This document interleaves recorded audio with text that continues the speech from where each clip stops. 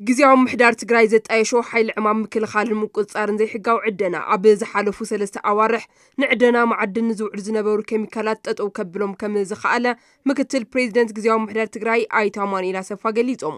ኣብ ስራሕትና ብዙሓት ጉዳያት ተረኺቦም ኣለዉ።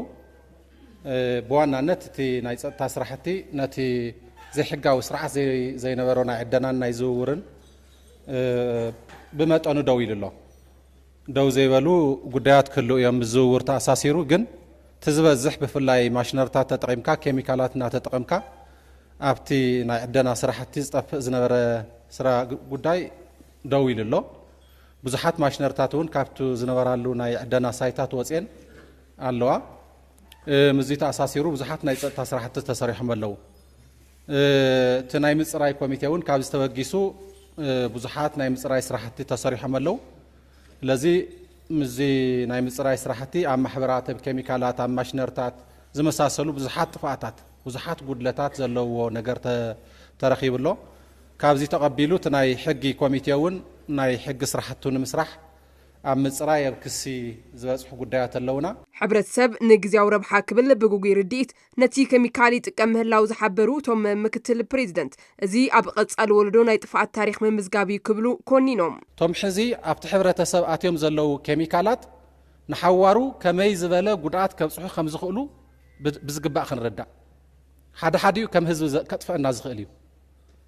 ሕዚ ምስ ማይ ንሰትዮ ኢና፣ ሕዚ ንጥሕኖ ኢና፣ ሕዚ ኢድና ንሕዞ ኢና ምንም ጸገም የብሉን ዝብሎ ዘሎት ሕብረተሰብ ንሓዋሩ ድሕሪ 10 ዓመት ድሕሪ 20 ዓመት ድሕሪ 30 ዓመት ህዝቢ ከም ህዝቢ ከመይ ዝበለ ጥፋኣት ከምፀልና ከም ዝኽእል በቃ ዝውለዱ ቆልዑ እንታይ ክኾኑ ከም ዝኽእሉ ዘርኡ ትግራዋይ ከም ዘርኢ እንታይ ዓይነት ጥፋኣት ከምፀልና ከም ዝኽእል ብጣዕሚ ሓደገኛ ነገር እዩ ቅድሜና ተደቂኑ ዘሎ።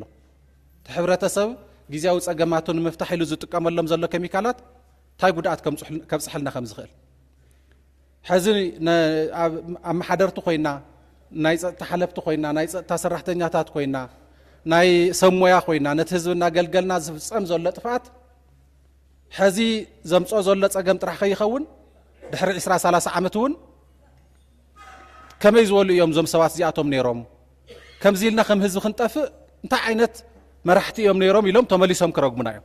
ስለዝኾነ ድማ ግዚያዊ ምሕዳር ትግራይ ጀሚርዎ ኣብ ዘሎ ስርዓት ናይ ምትሓዝ ስራሕቲ ህዝቢ ሓጋዛይ ክኾንን ሃብቲ ትግራይ ብኣግባቡ ክንጥቀሞን ከም ዝግባእ ኣይቶ ኣማኑኤል ኣተሓሳሲቦም። ታኻባና ትድሊ ሕዚ እዚ ጉዳይ እዚ ናብ ስርዓት ምእታው እዩ። ኣብ ትግራይ ዘሎ ሃብቲ መዓድን እርግማን ምዃኑ ጠጠው ከብል ከርሲ ምዃኑ ጠጠው ከብል ኣለዎ።